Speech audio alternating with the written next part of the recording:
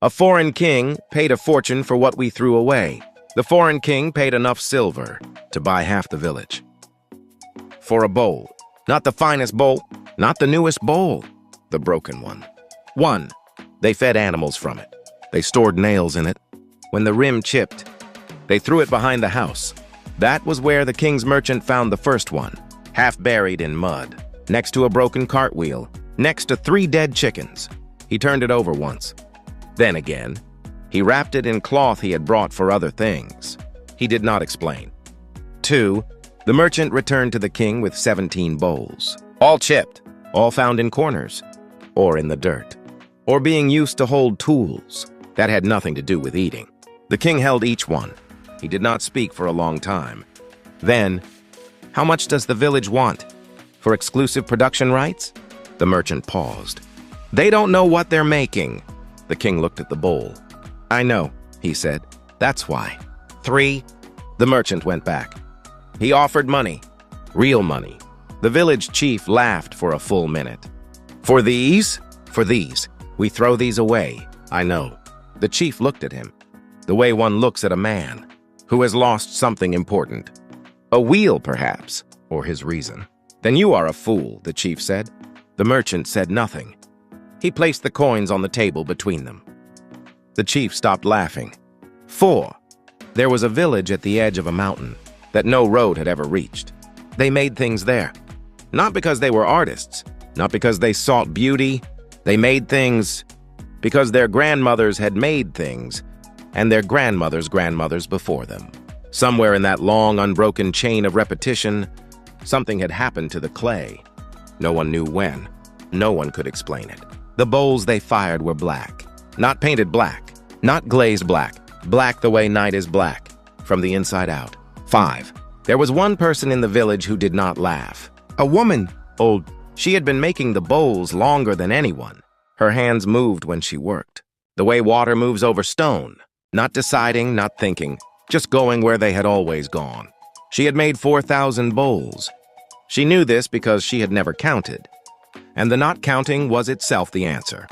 When the merchant came to her house, she was working. She did not stop.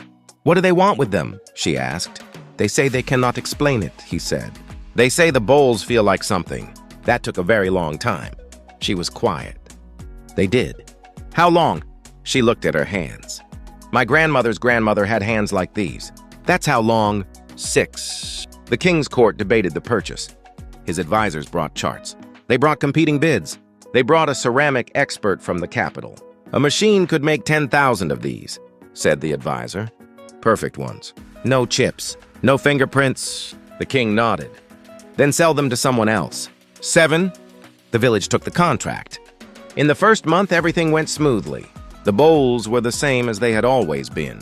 In the 3rd month, something changed. Not in the bowls, in the people making them.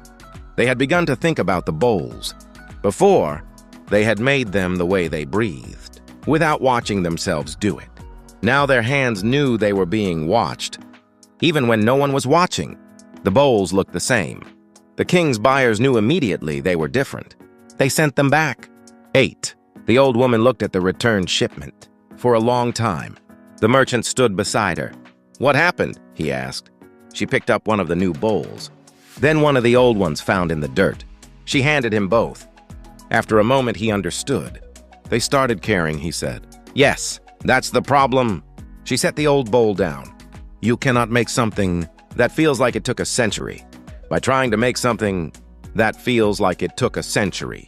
You can only make it by living inside the century and making the bowl anyway. Because the clay is there, and your hands know what to do, and no one is watching. And no one is paying, and no one is waiting. She sat down. They started wanting to be worth something. After that, they were not. 9. The king was not angry. He had expected this. He bought the remaining old bowls. The ones from the dirt, the ones from the corners, the ones that had held tools and fed animals. He built a room for them. Not a gallery, not a museum. A room, one window, no labels. He ate from them sometimes alone. His advisors thought this was eccentric. His enemies thought it was weakness. His children, when they were old enough, understood that it was neither. Then The village went back to throwing the bowls away. The contract was dissolved.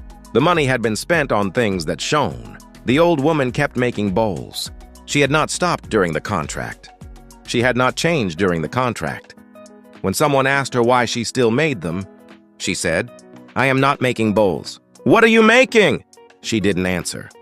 Not because she didn't know, because the answer was the kind that dies the moment you say it out loud.